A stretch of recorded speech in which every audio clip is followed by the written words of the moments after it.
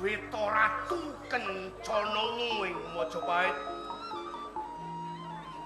Adipati Ranggalawe kapiji Kinarya Senopati ing Majapahit.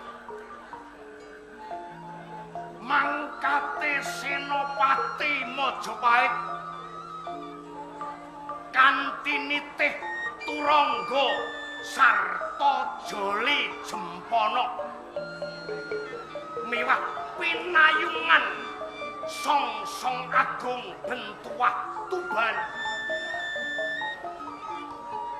tandiya payung agung pinangka pikukuh ing Kadipaten Tuban.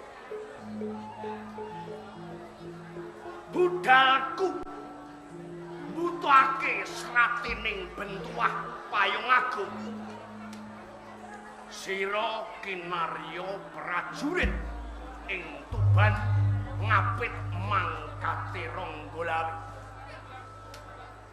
Rih dening Sun Senopati sira prajurit. Senopati dawuh marang prajurit. Prajurit Wangsapati. Bedolen song-song Kyai Tunggul Naga.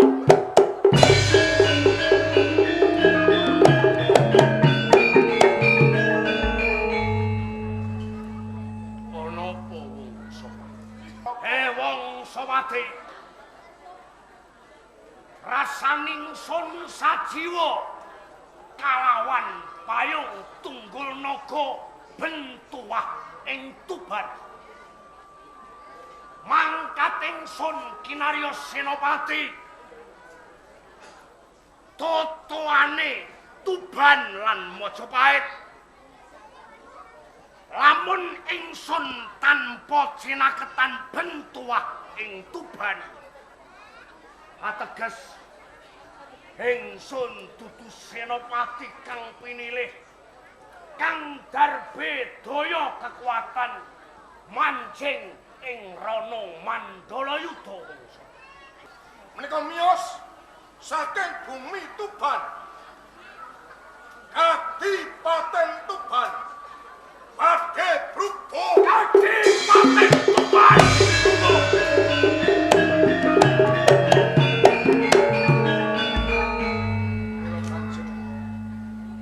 Kathah pusaka kathah piyantel kenging menapa panjenengan ngasta kinanten Kyai Songsong Tunggul Naga. Kula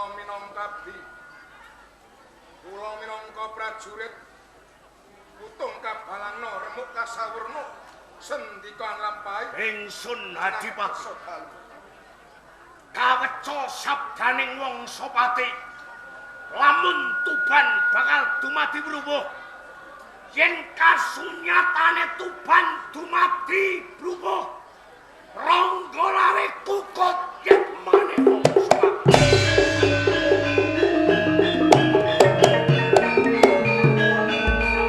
Bedolen song-song Kyai Tunggul Naga.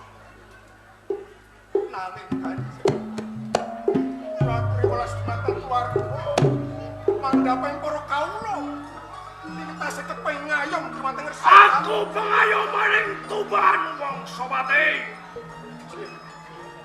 Kula mengabdi andhap palenggan rawuh tansah sendika.